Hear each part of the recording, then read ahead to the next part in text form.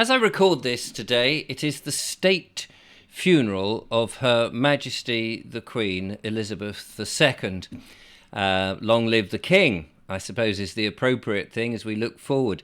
But of course, this is a monumental day, a day of history, a day that very few of us will ever see again, the death of a reigning monarch of 70 years. Well, no one will see that again who's alive today, I don't suppose, unless certain events happen. And, well, it's almost inconceivable that this reign will ever happen in anybody's lifetime.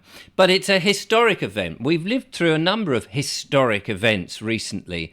I think the business with Brexit was a historic event for Britain, and of course the pandemic across the world was another historic event, and the reactions that people have had to it, and of course now this situation that we have with the dear old Queen and the beginning of a new reign for King Charles III. And it made me think about how important is history to each and every one of us. History is something that I'm interested in. Now, I can't say by any means of the imagination that I have in my head the full account of history that I could at any time say, oh yes, in 1734 this is what happened, or in 1621 this is what. Of course I haven't, and I think it would take a lifetime to fully grasp the whole of things that have happened before us. And of course we only know so much that we can actually say really happened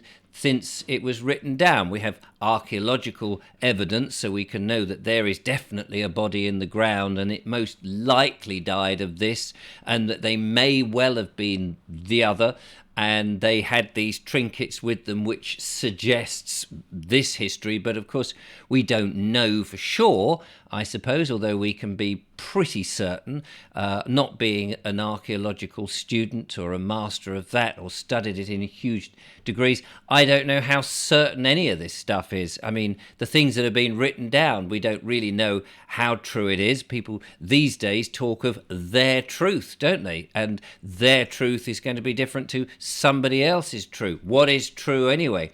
But we do know of an ongoing involvement of facts that have happened, of events. We are aware of certain events, of historical events, which have over time influenced us.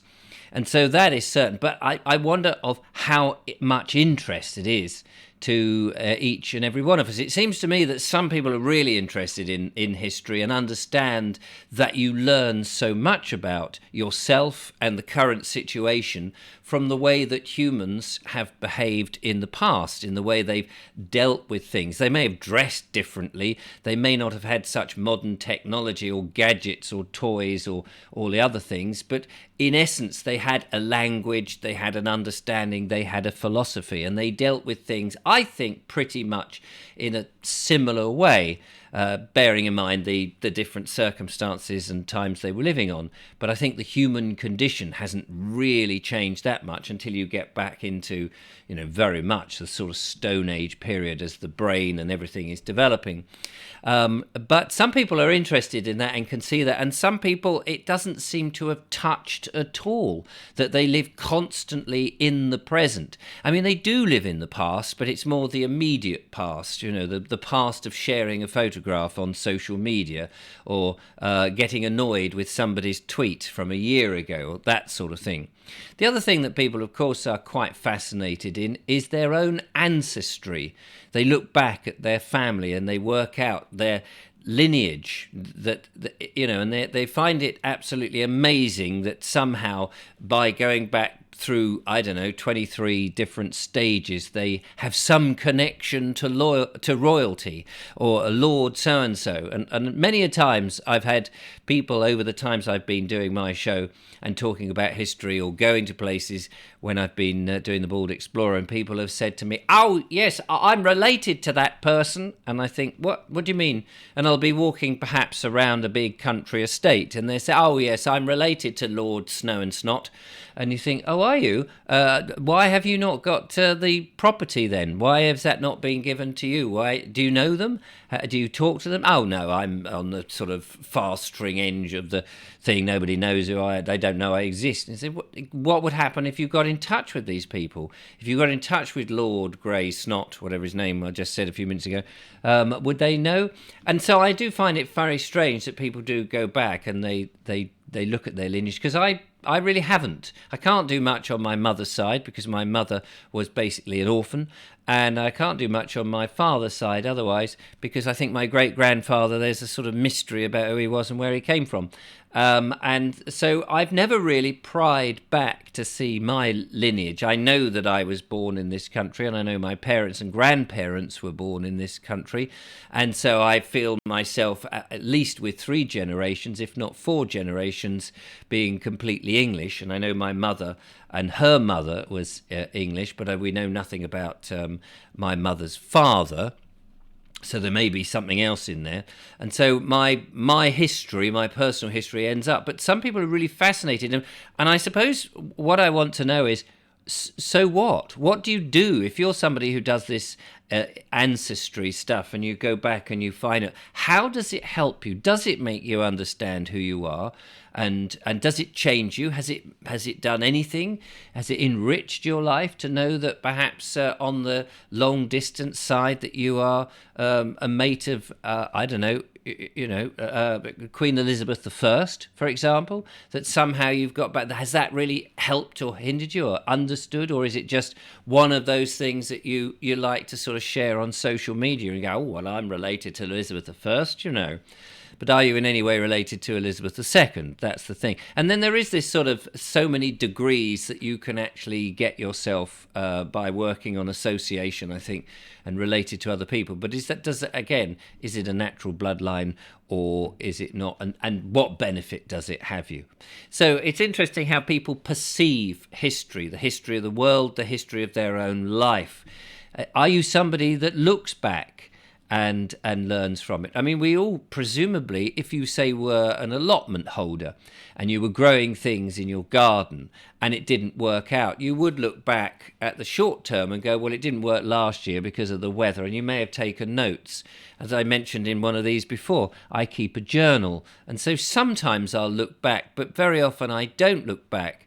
There are some people I know who are very much nostalgic in perhaps things they've done, and they promote the things they've done more than thinking about getting on with life now. And a lot of people, of course, have rose-tinted glasses about the past and reminisce about the past. And of course, I've been very much accused of living in the past when I think about some of the things that we've done in the past that we're no longer doing.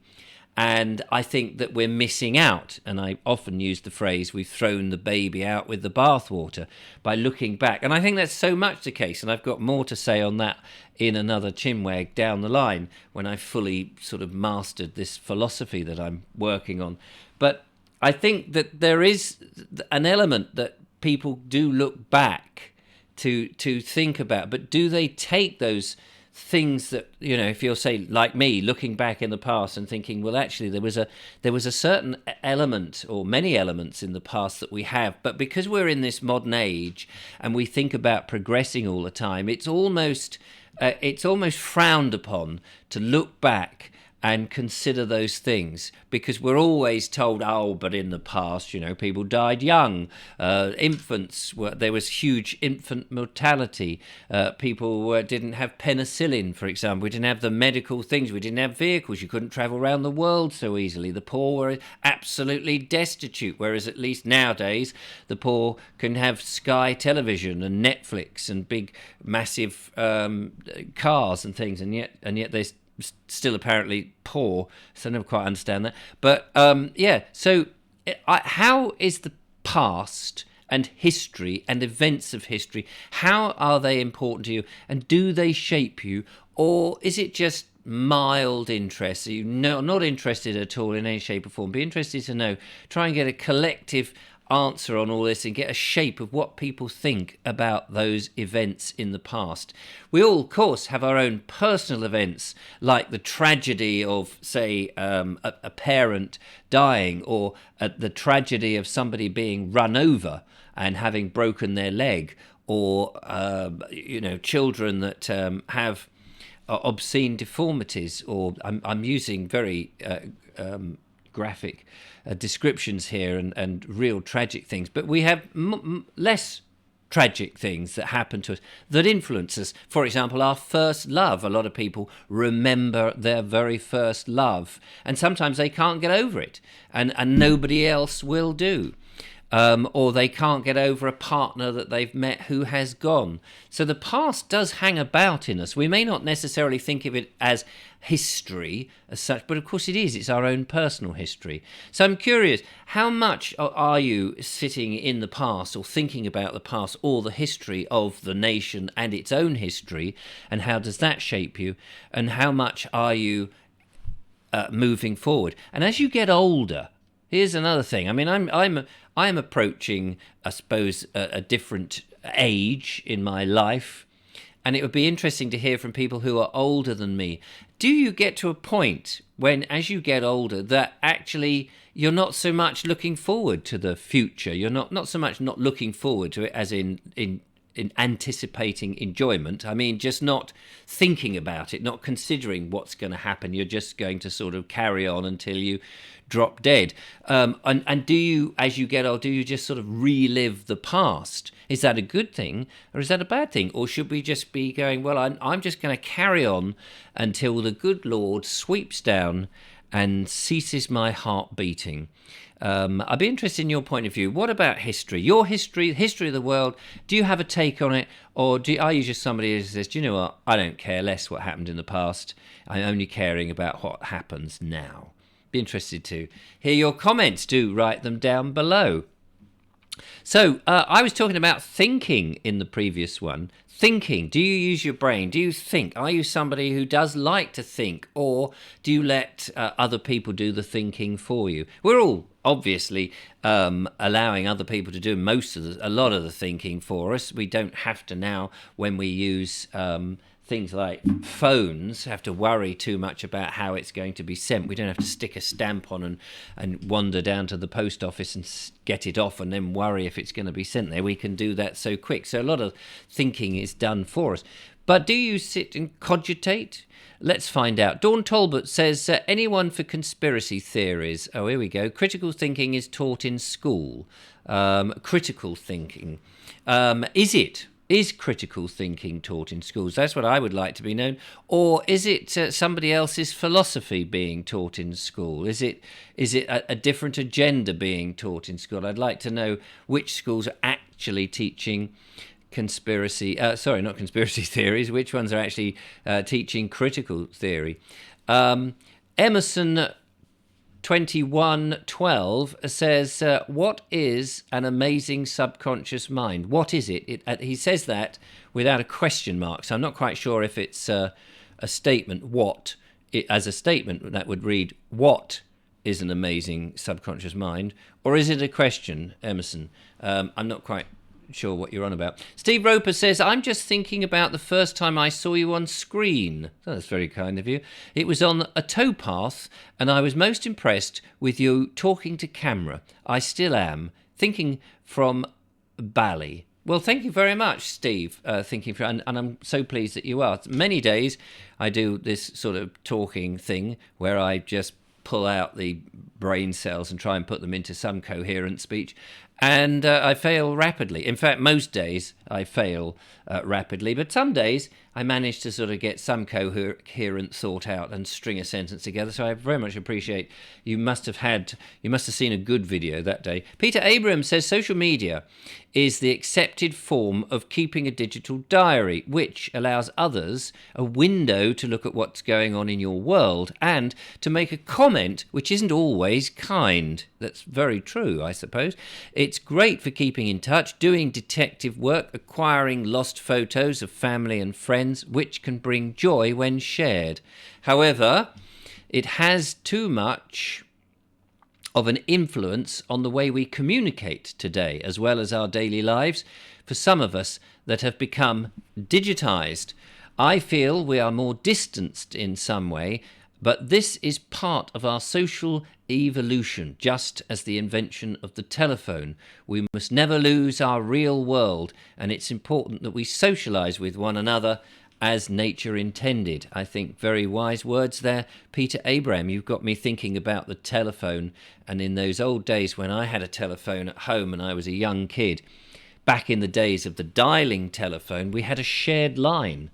And talk about social media being a window in which other people can find out what you're doing. If you had a shared line, you pick it up and somebody else is on the phone, you could pick it up, they wouldn't know, and you'd listen in to their conversation. Mostly you were frustrated that they were still on an hour later, thinking, oh, can you get off the line? I want to make a phone call, please. Oh, all right, no need to be like that. Which occasionally did happen. Ingram Cars says, I use Facebook, Insta, Twitter. Have I read this? This is a day ago. I thought. So hang on. Is that all the thinking ones we've got on social media? Not a lot of people were prepared to comment, it seems, on that. I have gone through and made sure that there were none that are held for review. So there we go. That was it. If you made a comment, it hasn't shown up. I don't understand why on that, but I think we read the evils of social media. So there we are. Not a lot of people thinking at the moment, which is fair enough. I'll carry on doing the thinking for you. That's great. It's if I could speak, it's a momentous occasion today, and I hope that you enjoy it as much as enjoyment is a word that one uses at such an event like this. And we can keep this one nice and short, which is great. But if you do get a moment, if you're interested, if you're inclined, I'd be interested to know, how does history affect you? Are you interested in it? And what moments from history particularly resonate with you? Thanks for watching. Until next time, goodbye.